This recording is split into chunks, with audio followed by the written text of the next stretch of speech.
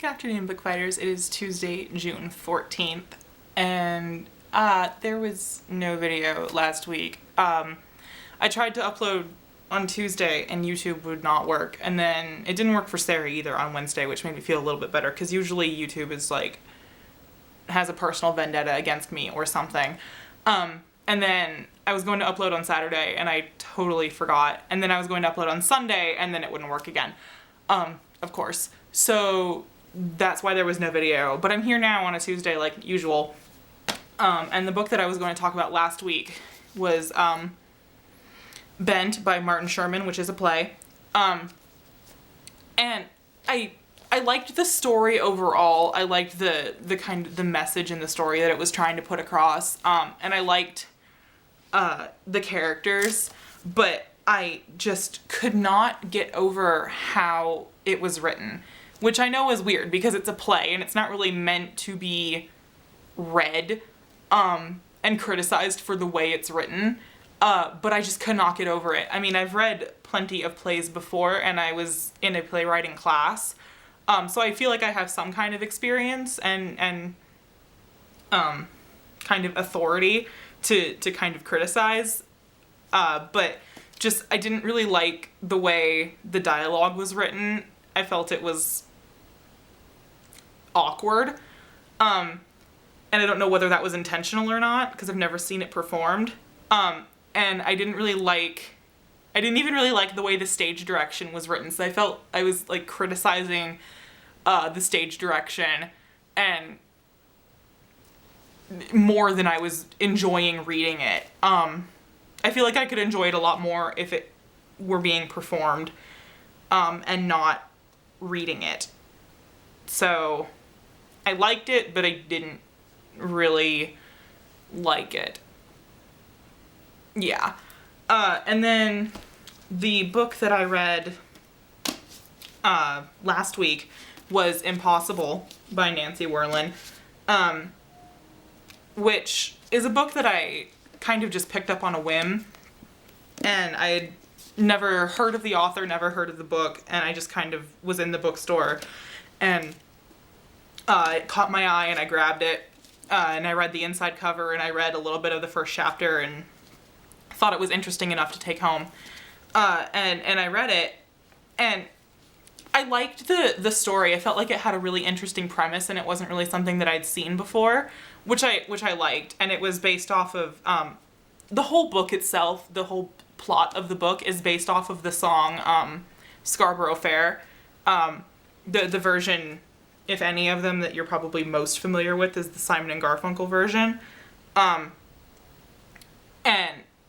the book it's kind of based around like a version of that song.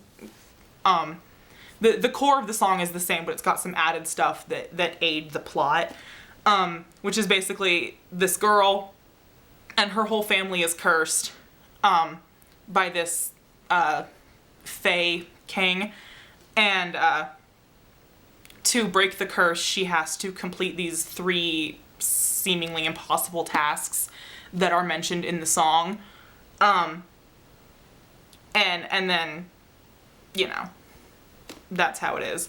And so it sounds kind of boring, but the book itself was actually very good, except for just a few little times where I felt like it was rushed. But overall it was very good. Wasn't a huge fan of the ending, though. I felt like the ending was a little melodramatic. But that could just be a personal preference. And yeah, and I almost felt like it could have been handled better by a different author. Not that she did a bad job with it, just that, I don't know, there was something strange about it. Like, I really liked the idea, but I felt like maybe if it had been a different author, I would have liked it more, like a more familiar author. But I've never read anything by her before, so I don't really feel like I can make that kind of assumption about her writing as a whole. But just in this book, at least, I felt like that.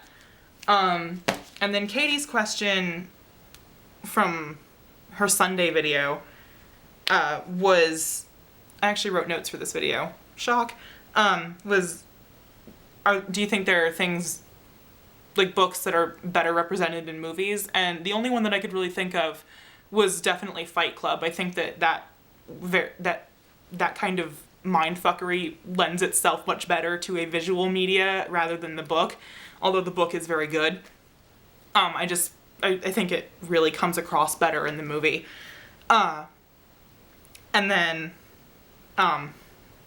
it made me think of Bent and how didn't really like the way it was written, but I feel like if it were performed, it would be much better visually than it was in the book. And I feel that way a lot about Shakespeare. Not that I don't enjoy reading Shakespeare, but I really feel like Shakespeare is meant to be seen and watched and not necessarily read. And I feel like you miss out a lot when you just read it rather than seeing it performed. That's just me. And you mentioned zombies, and I do feel like zombie movies are generally much better than zombie books. But I think that you should definitely read World War Z. I read it a while ago for this, but that's probably the best zombie book that I've read, and I feel like it changed my mind about that. It was definitely very good for a zombie book, and it kind of transcended the zombies usually being better in TV and movies kind of thing. So if I could make a recommendation, putting that out there. And the book that you read, I feel like I'm talking like directly to Katie because she posted like 2 videos right in a row. So I feel like I'm talking directly to you, but your videos just through this whole project have made me want to read Joey Camo, and so the next time I go to the bookstore, I'm definitely going to look for the one that you said to read first that I cannot remember the title of right now because it just suddenly escaped me. But I'm definitely going to look for it because I do love the A Softer World comics, and ever since you told me those were those were done by the same person, I've wanted to read it, but I always forget when I go to look. So I'm definitely going to make myself a note to do that because you keep making them sound interesting and you keep telling me that I would probably like them. So I'm going to check that out. And yeah. And I don't think there were any other questions, and Julia was the only one that posted a video, but she didn't ask any questions that I recall.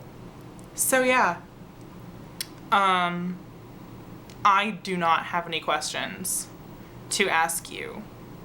So, book that I'm going to read next week. I'm going to read Howl's Moving Castle by Diana Wynne Jones, I believe her name is. I don't have the book right here because I left it over there and I'm kind of trapped between the chair and the tripod right now, so I can't get up and go get it, but that is what I'm going to read this week. So, yeah. And yeah, I don't have any questions, so I'm going to end the video now, and Sarah, I will hopefully see you tomorrow. And everybody else, I will see you next week. Fairly well, Bookfighters.